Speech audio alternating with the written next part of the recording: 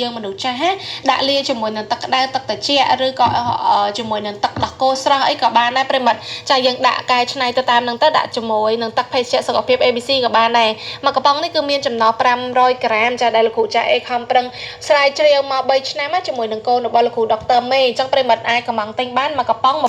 $23និងជាមួយ